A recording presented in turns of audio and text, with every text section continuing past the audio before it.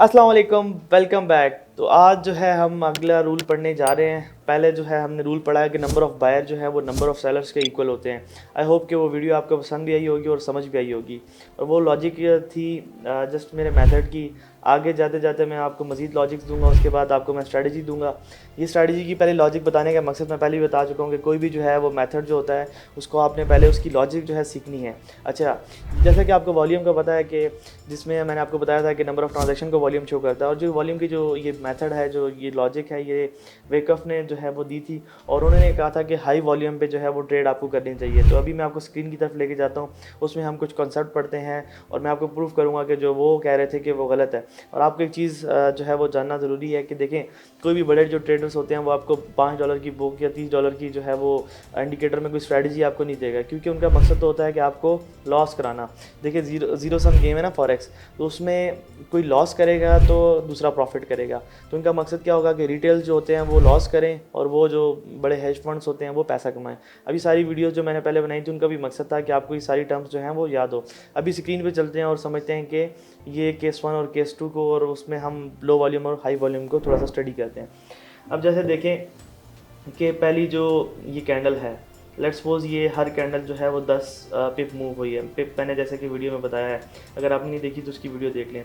तो उसमें ये देखें, ये जो वॉल्यूम होता है इंडिकेटर इसका लगता है वो ऐसा ही शो होता है, मतलब चार्ट्स में आपको ना वॉल्यूम, ठीक है। ये अब ये टिक वॉल्यूम होता है। टिक ये आपको नंबर ऑफ ट्रांजैक्शन शो कर रहा है कि इसमें इतनी ट्रांजैक्शन हुई है। लेट्स सपोज यहाँ पे जो ट्रांजैक्शन हुई हैं वो 50 हैं, ठीक है।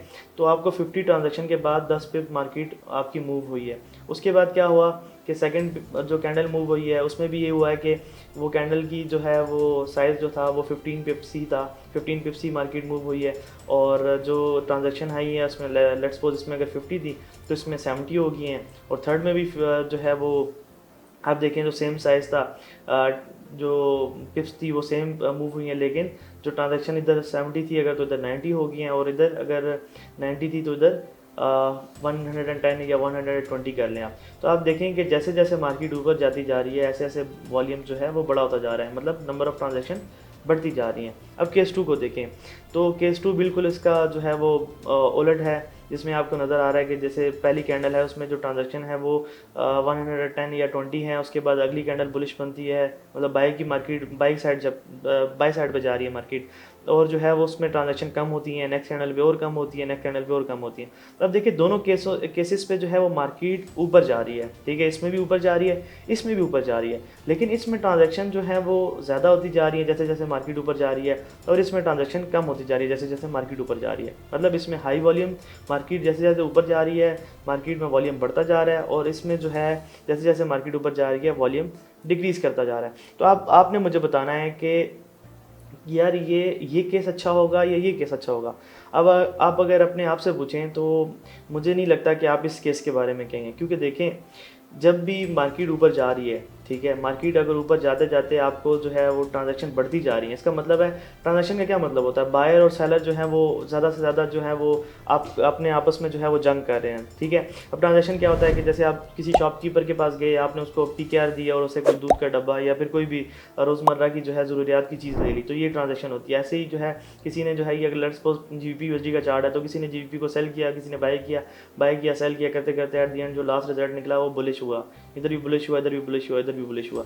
तो अब आपने ये देखना है कि जब ये इधर ऊपर जाते हुए मार्केट में ट्रांजैक्शन बढ़ती जा रही है, इसका मतलब है मार्केट में ऊपर कोई ना कोई रेजिस्टेंस है, मार्केट में कोई ना कोई मतलब हर्डल है, वो क्रॉस नहीं करने दे रही, और वो ट्रांजैक्शन जो है वो बढ़ती जा रही है, बढ़ती जा रही है, बढ़ती जा रही है, ठीक है। और इसमें जो है आप देखें तो ट्रांजैक्शन कम हो रही है, इसका मतलब ये है कि जो इतने सेलर्स थे वो इतने इंटरेस्टेड नहीं है, ठीक है। इधर सेलर्स इंटरेस्टेड जो सेल कर रहे हैं, इसी वजह से जो है इनको एग्रेसिव बाइंग करनी पड़ रही है। जब एग्रेसिव बाइंग करनी पड़ रही है तो मार्केट को ऊपर जाते हुए बड़े वॉल्यूम दे रही है और हर्डल्स आ रही हैं। लेकिन इस केस में क्या हो रहा है कि सेलर्स इतने एक्टिव नहीं है, और ये आराम सुकून से जो है बायर्स छोटे ऑर्डर्स के साथ मार्केट के ऊपर मूव कर रहे हैं। लेट्स सपोज यहाँ पे बायर्स को 5 ऑर्डर लगाने पड़ रहे हैं, तो इतनी बड़ी कैंडल बन रही है, तो इधर जो है वो बायर को लेट्स सपोज यहाँ पे ऊपर जाते हुए, तो यहाँ पे दो एक एक ऑर्डर से ऊपर जा रही है, क्योंकि यहाँ पे जो है नंबर ऑफ़ ऑर्डर्स की तादाद बढ़ती जा रही है जैसे जैसे मार्केट ऊपर जा रही है। यहाँ पे नंबर ऑफ़ ऑर्डर्स की तादाद कम होती जा रही है, क्योंकि वॉल्यूम लो है, ट्रांजैक्शन कम है। तो यही शो करती है कि